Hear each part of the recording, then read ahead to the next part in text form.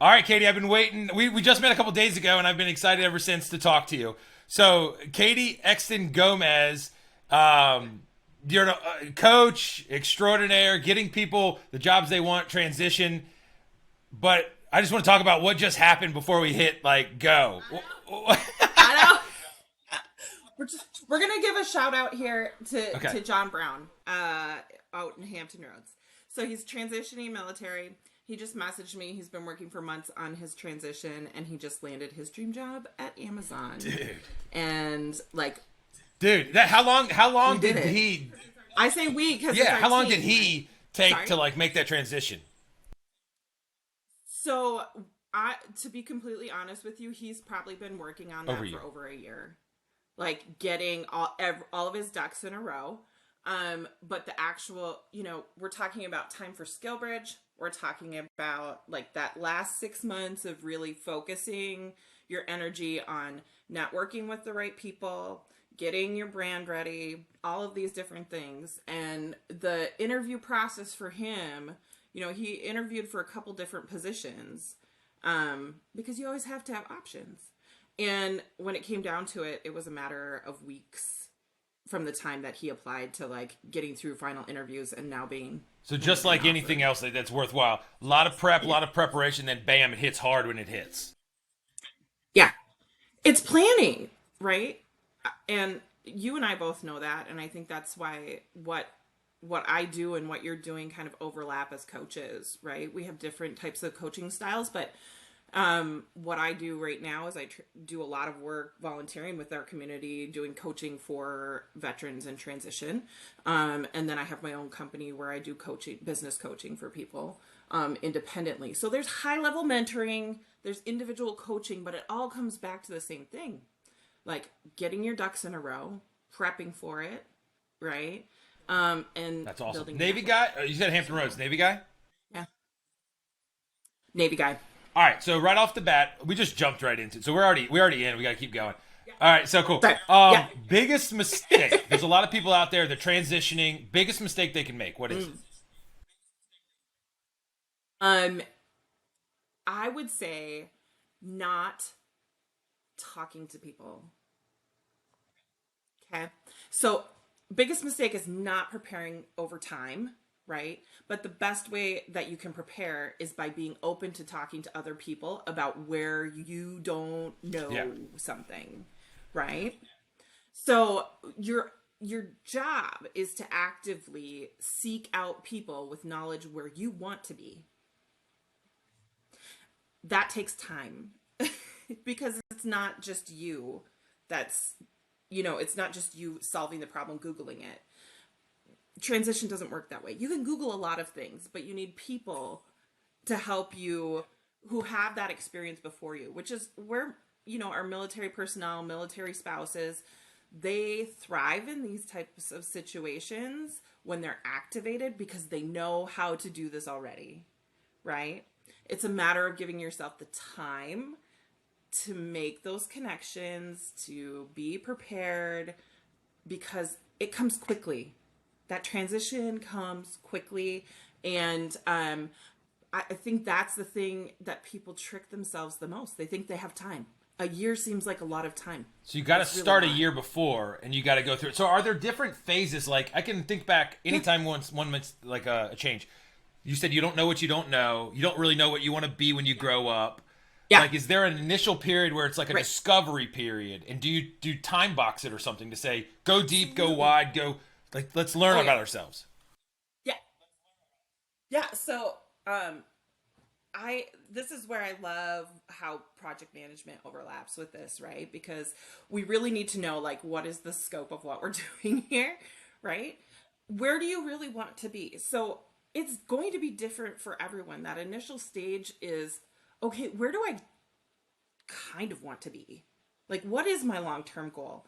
And that takes a minute for some people. Some people think, "Oh, I want to stay as a contractor and like it's going to be great to know what I know and just keep doing it." Other people say, okay, I've had enough of the military. Like I'm ready to just live the civilian life. Some people want a simple job. Some people want to rule the world. it's fine. You can do all of those things, but the the core of it is finding out what is your why, you know, right? What is it going to take me to get to that place?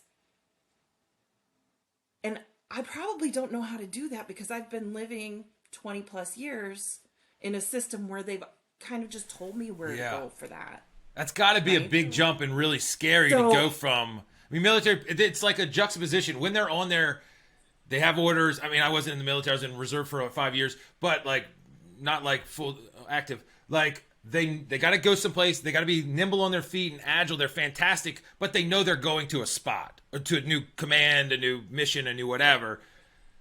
Is that a difficult? Do you see that as a skill that's and you'll hard be, for them to pick up, or what? so I think in any transition, we look at fear as a factor, right? Fear of the unknown. So how do we mitigate those things in a project management situation? We say, okay, what is the worst case scenario and how would we mitigate it? That's what you're looking at. But when you're in that situation, it's fight or flight, right? And most military Yeah, I'd say people know how to so. fight Yeah. and get through it. But if you are paralyzed by it, because this is probably one of the biggest changes for active duty families, because you've had that security of even if you fall, like something's going to pick up for you. And for most families, if you're going 20 years, this isn't the end of your career. You're not really retiring. The cost of living is different. Most people continue on to a different career. So it's that ideation, right? That creativity of like, okay, what do I have? What would I like to do? And finding that place. So that time box that for us, my husband had a pretty good idea of where he was going, right? 20 years in the Air Force, we started preparing 8 years out because my husband worked in my husband worked in a field where it was backbreaking, right? He still got to a place of management, but he knew that he wouldn't be happy in that field as a civilian, right? And so he transitioned into tech. Now, okay, how do you get someone who goes from like fleet management and analytics into cybersecurity, right? He ended up doing his bachelor's degree, his Bachelor of Science, and it took him time. We knew it was going to take time. So when I say 8 years of transition, that's planning, execution, getting this whole plan ready, right? It took sacrifices, which we're used to doing, right? It took extra time. We didn't take as many vacations. It helped us save a lot There of you money, go. I'll tell you that. And those are the things you look at. But that's an extreme case, right? That's going, I don't want to do this anymore. A lot of the things that we really look at, you need at a minimum to be executing a year before you get out. Minimum of a year to execute on the way out. And I tell people a year and a half out in your head, you should be thinking about where you want to be next, and you should start having these conversations with people outside of the military organization, right? About where you see yourself, what does it look like? Because you know what? You might decide, I want to go into project management for XYZ company with bright lights and a big name, and then start talking to people at that company and Ain't you realize like that wasn't it? that Yeah. wasn't it. But you might meet somebody who goes, well, I could get you there. I could help you. I could introduce you to those people. And then you learn the steps of what's really great about that organization and find something different, smaller, more rural, more urban, whatever your long-term goal is about supporting what is your why, right? Along the way. So it's failing forward. So that right? first discovery period where it's like, what's my why? What is the profile I want to be? Kind of like getting that picture, you're unfogging the window, if you will, and then Yeah. preparing yourself for like, Yeah. you're going to see a gap. Like there's like a crevasse or whatever that I got to jump over, Yeah. and you're like, I don't know how to jump over yet. So I mean, I guess for those people would be prepare yourself to go like, hey, there's going to be a challenge in front of you. You're going to have to overcome this. Yeah. So just get ready for it or something. 100%. Yeah, don't let yourself be paralyzed by the fear. Taking action, taking no action is action. We know that. But you're going to be better off if you take action and you fail because you'll have learned something from it, right? We know that. We'll learn something from it. We'll get to a new place, maybe a different vantage point, and we'll be able to see things clearer for what we do want or what we don't What are want. some of those ways you said start having Right? some conversations? You said like don't just stick in your little neighborhood. How do you? Yeah. Where do So, they go? What do they do? Knocking on doors, going to LinkedIn. What do they do? yeah.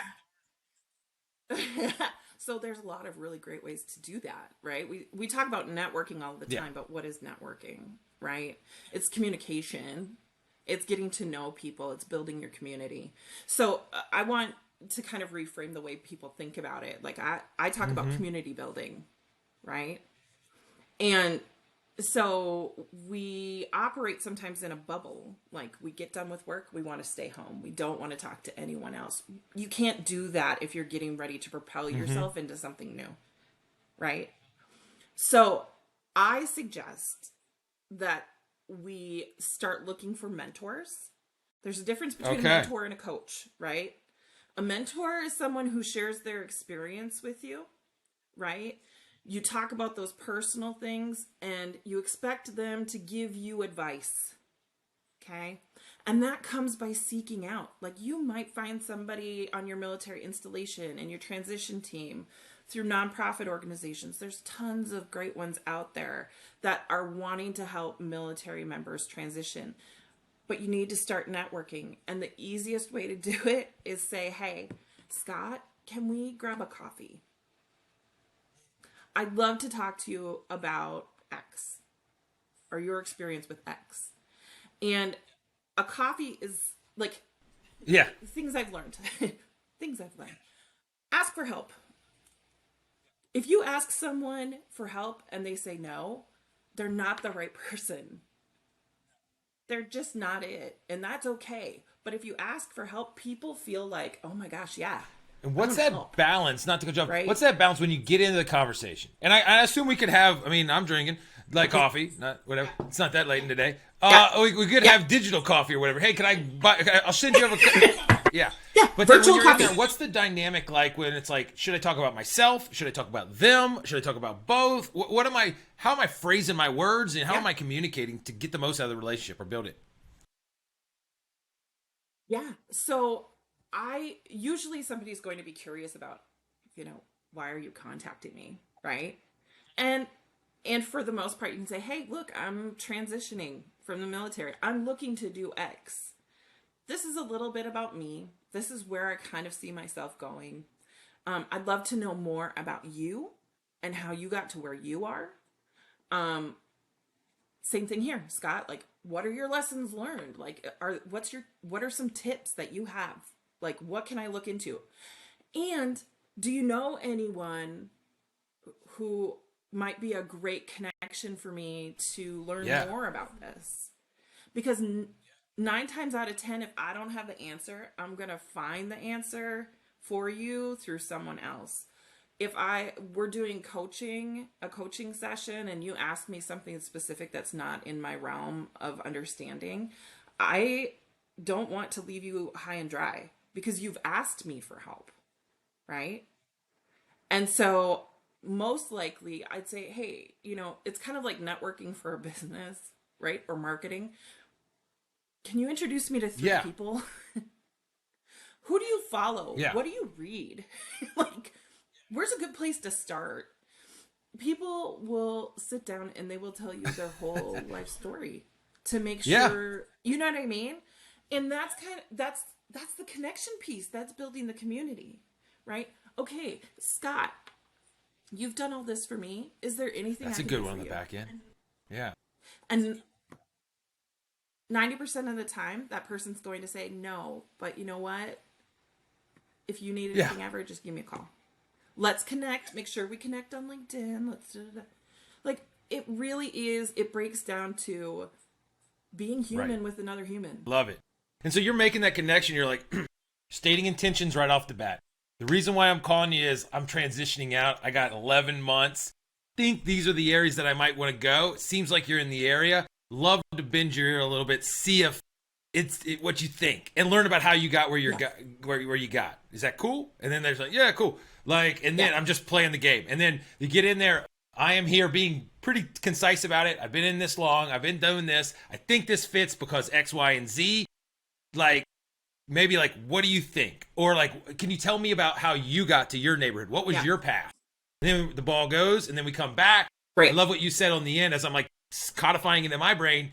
As you have those conversations, like, dude, like, is there anybody else out there that you think I should talk to? Like 1, 2, 3, and you're putting that's a great sales thing anyway. Like, who else can I help, or who else can help me? Like, boom, and then at the end, is there anything I can do to help you? Like in that time of you're asking to help them, and then you build the conversation. I'd assume like if you go off and you say, dude, I appreciate it, thank you so much. You even if it's not like the best thing in the world, you might want to follow up later and say, hey, I've been putting some of your advice in practice. This is what I got. Is that a good thing, like a follow-up thing or what? Yeah. Oh, absolutely. So when you leave that situation, Mm. you maintain that relationship, right? So it's just like interviewing for a job. You're not going to walk out, everyone's afraid, like after you interview, like you're supposed to have a thank you note or whatever. It's not that hard. Like, it's not that hard, but so many people are terrified. And that makes or breaks who gets Like, hired do you sometimes. recommend writing like hiring a teams. or typing, or what do you recommend? I mean, right now, most people are interviewing virtually, so an email back is enough. If you're in final interviews with someone and it's higher up, a handwritten note Yeah. goes so far. I like, who doesn't go, wait a second. They spent Yeah. an extra 20 minutes to like write down like what they loved about our interview. Like That's awesome. that's nice, right? Like, that's good. This person's going to go the extra mile, right? It's things that set you apart from others. Yeah, I was let's hoping go so. back, Yeah. Scott. And we're talking about this transitioning practice, right? We're probably Yeah, gonna no have to problem. do a This is three-part part series here. 0 of four parts. So yeah. So there we go. Yeah. Right? Um, when you start thinking about this, like when you look at the whole approach of how you're going to get to your final destination, there will be interviews involved. And most people are terrified in interviews. But I will tell you, the more practice that you get, right, the easier it's going to be to distill what you need to out of the situation, to give the feedback that's necessary, to calm the nerves, to walk into a situation and be like, hey, Scott, like, I know you're kind of a big deal. You're like a published author and you have all of this stuff that you're building. Man, that impresses me a lot. It makes me nervous to talk to you. That can stay inside. But when I sit down and I go, hey, Scott, we're working towards some of the same goals. And I really like what you've been doing. I'd love to work with you. I'd love to learn from you. What's your Well, right response now going I'm to ready. be? Like, I'm ready to talk about it. Like, not even in just like the playing it. I'm like, you've sold me like in the way you package the words, because it's like, it's not like, oh, to the person, but you're just showing genuine understanding, respect. Like you know what they're Yeah, about, and you have a end point in mind. Like, I think it's beautiful, like the way you phrased it. Yeah, right. that's good. So let me ask a question. Like, is in generalities, do you see that like the military folks have to modify or change or appreciate the method of communication inside versus outside? Is there any difference in the way people talk, corporate versus inside the military? Okay. Oh, yeah. Yeah. So we talk about Okay. civilianese, Yeah. right? That's how do you speak civilian?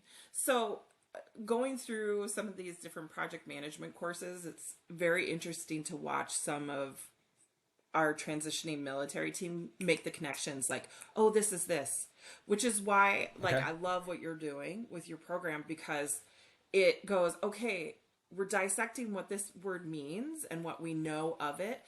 Um, Great. Most people who are hiring are civilians, and you have to be able to communicate what you've done in a way that they'll understand. Yes. Okay? So what is civilianese? Well, it is the Right. language of the people.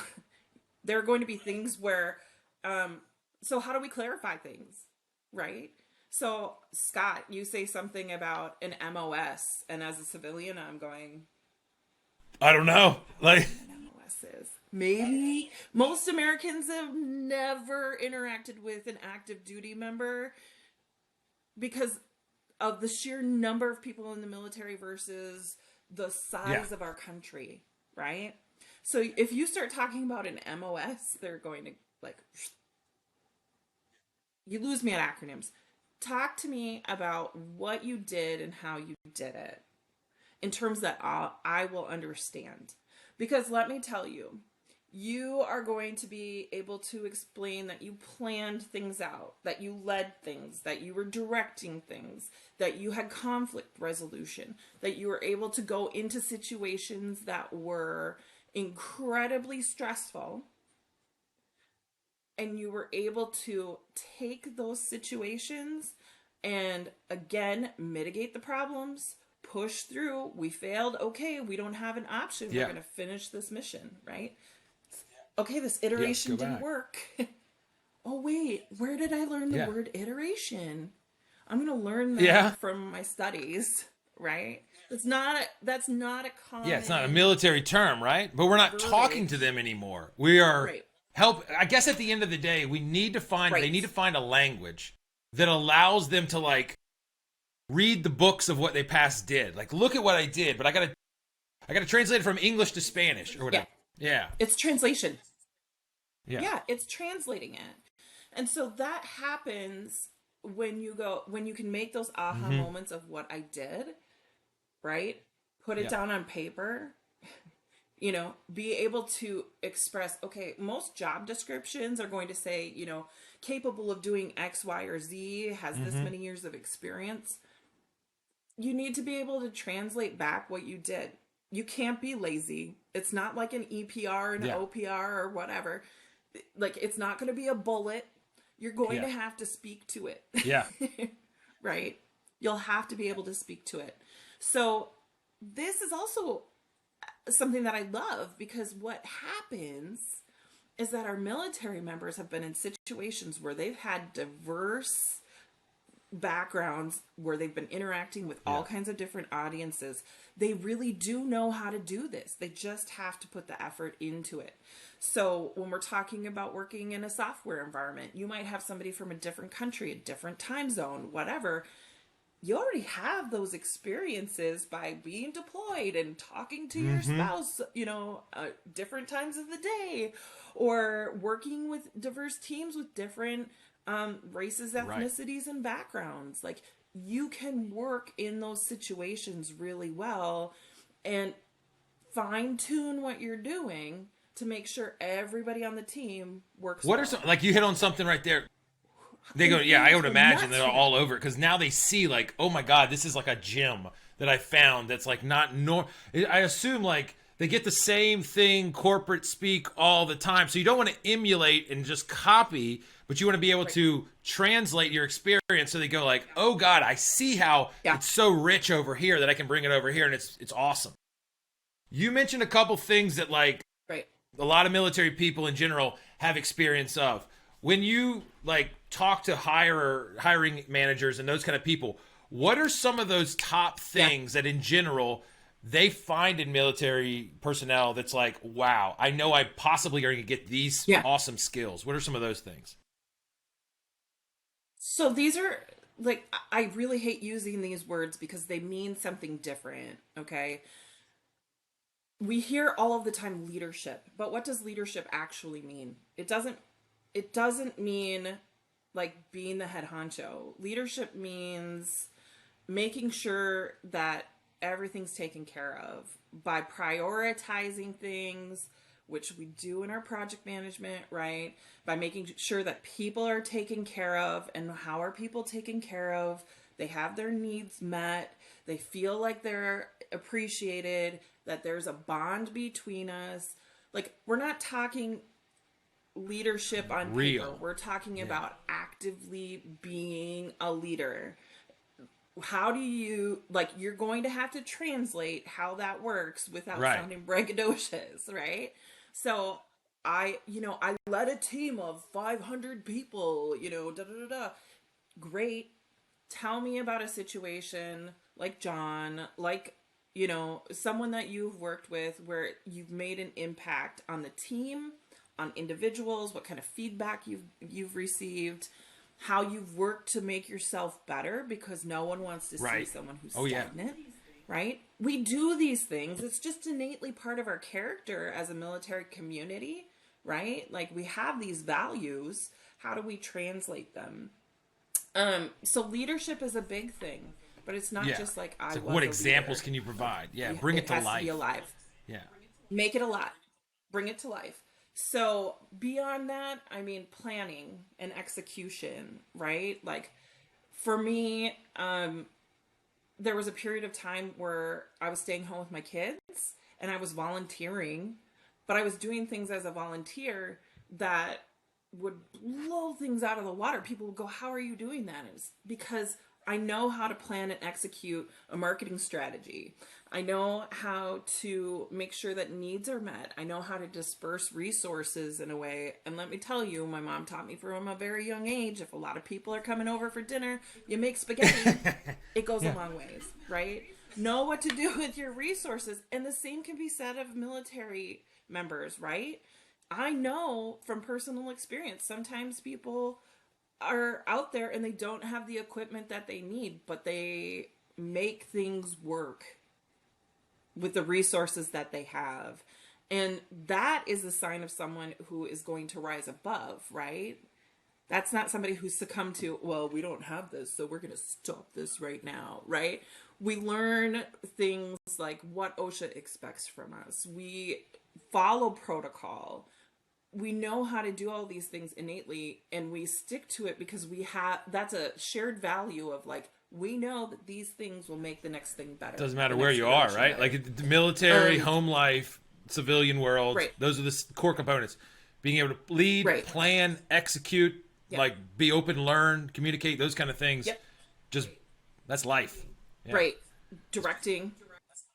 Yeah. Directing how things go. I mean, if you come in and, like, I love going to an event that's planned, like a morale event, because you can see, like, who planned the meals, who planned the entertainment, and, like, the ownership over it, right?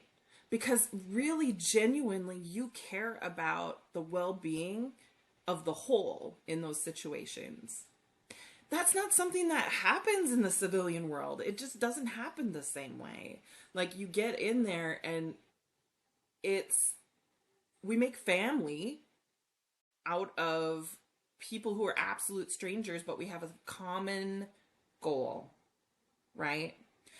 And so when you look at somebody who's leading, right, these projects or whatever, it's leading towards a common goal. So show me how you did that. You planned for it. You made sure that you had all of the resources you needed. You communicated to your teams. You delegated. That could be a whole nother thing. Learning how to delegate, right? And making sure that your people still know their value and don't feel undervalued and want to come back and give more. That's a skill that not everyone has. And a lot of people who lead in our military circles do that every day. Because otherwise there's not one person that's running the whole show. Like, it has to have all the different parts rolling. So they've lived that for 20 plus. Yeah. And it's just innate, probably.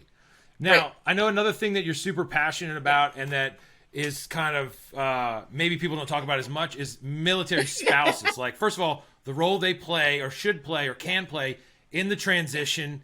And then, so let's talk about first, and I got to follow up. Like, how should they think about that? It's not just the person, the active duty person on their own. They're a team. They've been a team for 20 plus, like, right? Yeah. And the other part of this too is, like, so military spouses are a totally different breed and have totally different needs in terms of career transition, all of these different things. But if we're talking about the service members transition and the military spouses position within that, or I say you know, your partner, whomever is getting you through, who's your community, right? These people speak civilianese. Right. They've likely, because of the situation that life presents, most military families need to have two incomes, right? So they've been working, they've been doing these things, they know how to do these. Likely, military spouses are highly educated. I don't know what the current numbers are, but we're talking over, like, close to half of them have bachelor's degrees or something crazy like that. And we're not talking about master's degrees, whatever. So educated people who are functioning in professional ways, who've had this experience, who can help you translate, plan, and make that happen. Because it's not just one person transitioning, it's the whole family, right? A lot of times. And that's not to devalue the personal experience of the service member, right? Don't worry, I got 3 on the other side of that door, so we're good to go. So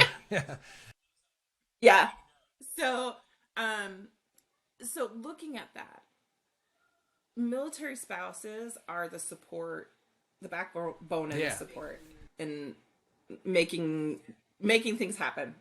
And so they're lean into them, talk to them about the process. That process that 8-year process with my husband, and we're talking, my husband went from his original role was as a basically a fire truck mechanic, right? And now he does cyber assurance for a large networking company in the US. Okay. That 8-year plan would not have happened if we didn't have the negotiation skills. Yeah. If we didn't have, you know, like a shared vision for where we were going. It's hard when you decide to have a family and do these things. Like, can that other person handle the burden of carrying those other things during this transition period? Because it really is a lot. Like, you're starting over, sometimes on the opposite side of the country, whatever. How's that other person going to know how hard that transition is for you unless you're communicating? That's true. Yeah. Starting early, communicating openly, trusting that resource and getting their opinion. Yeah. And I love the fact that you talked about, like, they've likely been over there in the civilian world. So the 1 year every day they're hearing the person talk about life in the military, and then they're living the life in civilian. So, like, they have a little bit better of that, like, translation code in their brain already, like, through their life.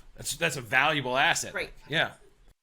I could so I really love, like, there were a lot of times I married my husband kind of later in life, and so we would go to these functions. And, you know, I grew up in rural Minnesota, so we have a very strong, like, pride in our National Guard members and our reservists, and so, you know, like, that's in me, you know? Like, I go into these events and I'm like, look at these people, they're amazing, like, they're just so dedicated and whatever. And then, you know, you hear about the things that happen and you go, if someone in the civilian world were charged with that, they would never get through it. They would never get through it. But, like, I can translate now after, you know, we've been together 10 years or whatever. I understand what he's saying. Right. Like, I can speak both languages. Awesome. Right. So he goes to start his transition, and he's got like a 4-page resume, and I'm like, babe, that's not the way to do it. No. Yeah. Like, that's great. Those are great notes for you, but let's make it a 1-pager. Let's highlight some of the great things. Let's make sure that they can see, like, how you hit a number, hit the target you could see. Yeah. And now let's talk about that story. That's giant. That's like you cleaning it up so he doesn't throw that thing into the abyss and get it bounced back and never get a thing. So you're kind of like helping him, translate, simplify, organize, speak the language. Right. And it's not like we sat down every Wednesday or at dinner to do this. It's just part of the process of going, okay, so you can't do it a week before you have an interview or you slap a resume into somebody's hands. You can't do that. It has to be a regular conversation, translating your life experience in a way that adds value to someone else, like so that. that they're going to say, hey, Yeah. I want you on my team. And it gets those, I know I said it Yeah. before, but it gets those butterflies out, right? If you can tell it, like, if you can tell your story in a way that somebody can relate to, and they forget all of the other things and they're just in your space, and you can be yourself, and you can laugh, and you can be human, right? And you're not just like this. As someone who has hired people, I want somebody who's going to be real with me and sit down, and if they make a mistake, they laugh about it or whatever, and they're not terrified and wanting to run out of the room. That's not somebody I want to work with every day. Even if that is your like nervous nature in an interview. It's not going to work in the real world. That's not going to, who do I want on my team? Somebody I can relate to. So build your community, you're learning. It's kind of a test ecosystem. Right? That's where your mentors, your coaching comes in. Coaching is when you need specific help with one thing to make it better. Mentoring is building relationships, right? You need all of those pieces, and you need to network your butt off. And that requires you knowing your brand. What do I have to offer? Does it all match up? What value do I add to your organization? That whole little like 5 seconds right there is super. I need to be like able the to speak brand. What do I offer? How can I value them? If you can get that across really quickly, the person goes, Yep. We have that need. You have that skill. Key fits lock. Let's go to work. Like, game over. Yeah, sometimes they don't know how to translate that for themselves, right? But you can come in and say, I did X, Y, and Z, and I'm pretty good at it, right? And then they're like, well, yeah, I can't do that, because that's why people they hire need a other skill. people, right? Like, they can't do it themselves. The other thing is, like, I think one of the things you talked about, and we'll talk about resources in a second, like there's a ton of resources available. It could probably be overwhelming in a second. So we'll talk about that in a second. The thing that you talked about, you can't make it the first time talking through your experience in the interview. Because it's like, you're going to be talking over yourself. You're going to be figuring out your story and your value there. Yeah. So I guess it's important to, just like a comedian telling jokes, and oh, that didn't land. Let me get it better. That didn't land. Okay. And then you're refining your stand-up. You got to do that before, right? My whole life. Sorry, I bumped my lamp, my touch lamp. Get yourself a legal pad, friends. You don't have to, like, you're going to go through and you're going to have your talking points. Think about, okay, I need an example of leadership. Maybe have 3 different examples. Read the room, right? Like, a person doesn't want to hear your story over and over and over again, but you certainly need to know your story well enough to share it. And if you get nervous, it's okay to have notes with you. People respect people who are taking notes too. So don't feel like it's not okay to have a pen and a post-it note or something like that. You need to own your own story. And that comes from taking the time to think about it, thinking about what will add value, and translate, that same thing of, I know I can do X, Y, and Z. Sometimes you don't even know you can do X, Y, and Z, but you have the skills from something else that might translate well. And that's really the bread and butter when it comes down to interviewing with companies that you still don't really know, and they don't necessarily even know how they want to use you yet. I think that right? That's beautiful. And then one of the other things, like, I can't get off this point, and then we'll go to the resources. Like, as you're going out there and refining your story, saying your value, like, a lot of times it's like, hey, I just need to bounce it off somebody. But sometimes it might be good potentially to say, you've known me for 5 years, 10 years, whatever years, we work together. Like, if you were me, what are the 1, 2s, and 3s? Like, what's the 2 things that I am, like, exceptional? Or the 2 things that I'm not good? Start with the good, into the bad, so you can tighten the game up. But, like, what? Maybe you get an interesting response, like, dude, the thing you're best at is blah. Like, who knows? Like, as you go through that. Oh, 100%. And so let's go back to that idea of, like, so we're talking about transition, but really in real life, when somebody is successful at something, they put the practice in, right? So finding a mentor, don't wait until a year and a half out. Find yourself mentors now. Utilize, like start digging out your way to see if you like something or not. Like it takes time. But when you have those mentors, I have people from 20 years ago who, we moved back across the country and they're like, "Oh, we're so glad you're here. Like I Yeah. heard you're doing X, Y, and Z. Yeah, shoot I've your got way some or whatever. people Yeah. I'm gonna like throw That's in awesome. your direction for your whatever," because we had a relationship. I helped them or they helped me. We built a community together somehow. That's awesome. We have That's connectedness. awesome. That's awesome. And then like Right. even if you go into a neighborhood and you're like job wise, oh, I think I'm this, and you realize, oh, that's not for me. First of all, that's beautiful that you didn't spend 20 years figuring it out. You figured it out in 20 days. And then like boom, and then you still hang on to a couple of those. Yes. Because you're gonna come over here and then you're like, I got a guy in logistics. Not for me, but this dude's the guy. We're still friends. And then maybe he's gonna shoot over here. Who knows? Like, who knows? Like Referrals get Right. people into positions. You have to know people to get your resume to the top of the stack within the top 5 to 10. You have to know people. It's very rare that somebody's going to pick a resume up out of an ATS. And we look at this, in the civilian world, people who move internally within an organization are the ones who know enough about the company culture, who know that shared understanding of something gets those people ahead.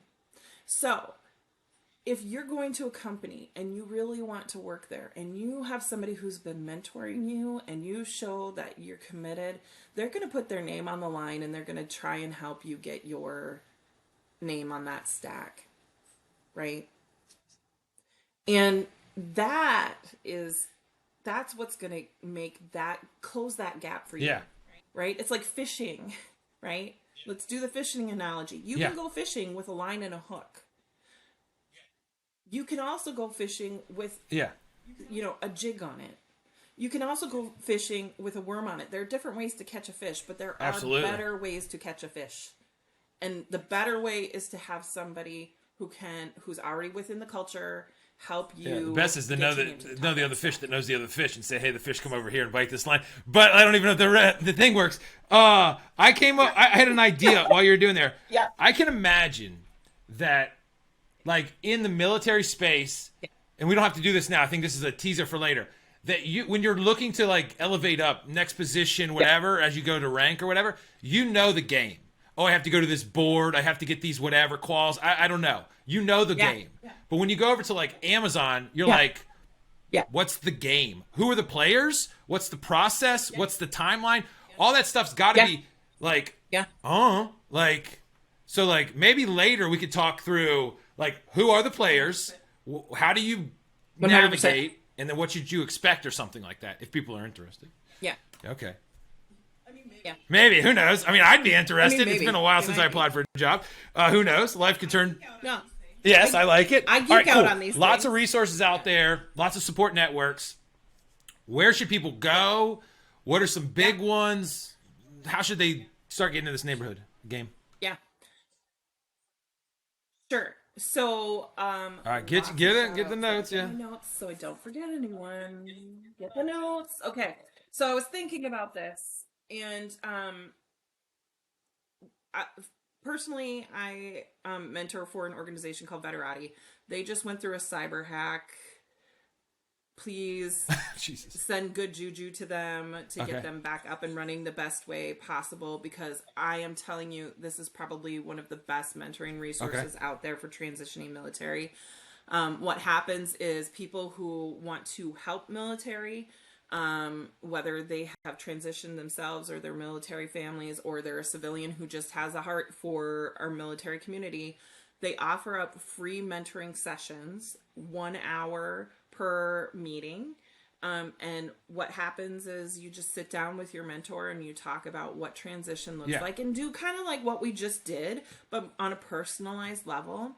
And you can meet continuously with the same person, or you can look for somebody within your realm of like where you want to transition your career into.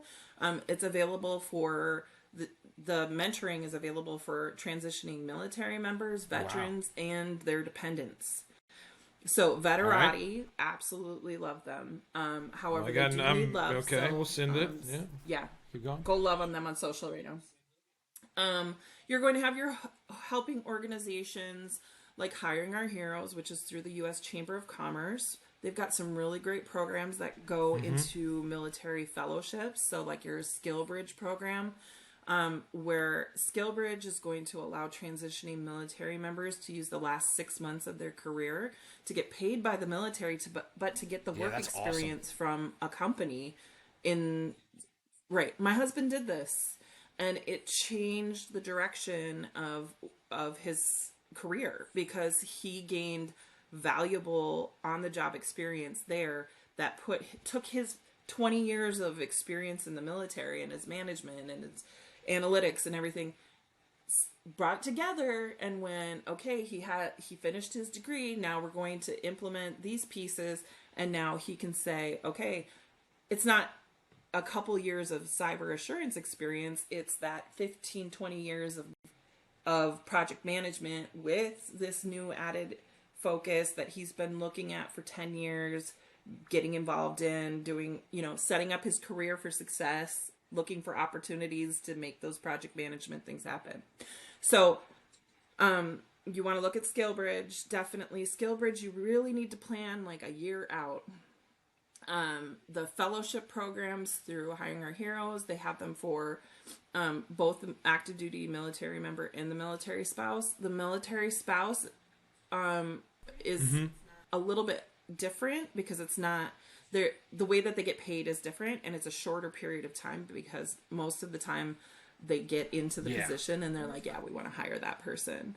And we're talking people coming out, the average, I think they do the averages every now and then, and it's like close to $100,000 a year for certain demographics, somewhere between 60 and 70 for an average, right, in some of the first military spouse cohorts, which, let's talk about it, that's real money for a family. If you put two salaries you get that together, plus whatever the retirement is, right? You're like, right, and we're not talking, right, it's good money. It means solid investment opportunities going forward, financial security. It's done a lot for us, so we'll go back to that later. But the SkillBridge program, you really need to be planning at least a year out. Please pay attention to like what they're offering and how they're changing, because it's different. It's been different with different. So my husband was Air Force, but Navy was doing something a little bit different there. You've got, all of these transitioning programs within each branch. I'm just going to touch on some of the nonprofits that are outside of the military. So always go to your installation and your family readiness, your cool programs, whatever, and see what they have to offer for upskilling. But I really love a couple of other organizations in terms of like practicing your networking. Vets to Industry is really great. They do these mixers on a Saturday. They bring in different military liaisons for different larger companies, and they do breakout rooms. They usually have a guest speaker. Always really great because that can help you like navigate that path forward and meet some mentors and some people who can get your resume to the next level, or give you some coaching on what you need to do to make your resume stand out. You're always going to have help with the USO in terms of like preparing your resume. I also like, Hire Heroes USA. They do a lot of prep in terms of coaching for that next position and getting your physical resume ready. Okay. So that's a planning part of that. Upskilling. I love Act Now education. They're doing a lot right now, and I suggest that people follow that. Jay Salters is amazing. I love Tyrone Hewitt. He's one of my pals from Hampton Roads. Shout out to Tyrone. He's my buddy. Basically what they do is they synthesize all of this information on transition, and they give you options, and then you get a free Coursera. Once you go through their initial training, you get free Coursera training. So you might utilize all these upskillings in places like Empower or Onward to Opportunity, and supplement these online courses with Six Sigma, with lean training. All of these different things are available out there. You might want to get some basic information on, like, enough information on AI to make you dangerous, or software development, those kind of things. Because if you can speak to it as a project manager, you just need to be able to translate a lot of times to get these things moving, right? So I really love what that offers in terms of upskilling, right? As you're doing that research ahead of time, really think about, how are you going to utilize these free certifications? They do help, right? But if you're just getting them to get them, it's got to be a strategic kind of play, without right? implementing them or using them, You're like, and the other thing I think we can talk Right. about later is, like, yeah, maybe in a next call, like certs, like official certifications versus like course completion things, like whatever that's called. yes, Like that's a big one, probably. Yeah. yes, right, Yeah. I got a lot of 100%. all right.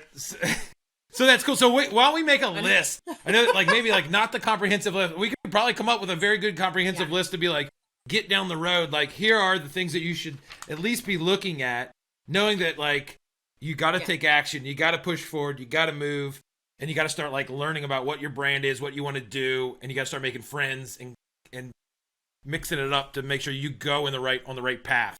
Yeah. This is amazing.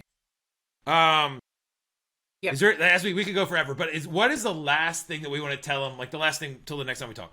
Like, for the person that's out there that's like, man, this kind of seems overwhelming. Maybe I'll just re-up, like, or whatever. Like, what would we say to those folks? So, what I have learned in my experience, that I think fear will stop you from doing a lot of things because something seems overwhelming. And a military transition is overwhelming. It's going to be. There's so many things you have to consider. You have to consider just like filing for your disability, and where you're going to live, and how you're going to help your family. At the end of the day, you take one small bite, and it's progress. Whether it yields positive or negative results, it's still progress. So take the time. I personally time block things. I will do a visual timer. Like, visual timers are my thing, because I need to say, I got to take care of me. I got to take care of my future. How am I going to do that? I'm going to spend 20 minutes today reading an article about, how to become a better coach to people in the military community, because that's for me and my embetterment, and that's going to push me forward. So even if it's just 20 minutes reading an article, it's progress. If maybe you need to send out 3 invitations on LinkedIn to people and say, hey, I'd like to have a virtual coffee with you. It doesn't take long. You can have, it is just a matter steady of progress, moving forward. Fear's always existed. It's never stopped them before. Why now? It's dudes and dudettes before you have done it before. Right. Yeah. They want you. They want you. Yeah. Employers want you. They want you because there's not enough people out there with the basic characteristics that people in the military have. And we'll talk about military tax credits. That's a good one. I didn't even think about that. I'm writing it down. All right. This is amazing. Your value. All right, value cool. added. Well, this is a ton. This is the first of whatever. We've gone for 50-something minutes. This is amazing. We'll try to summarize as much as we can down.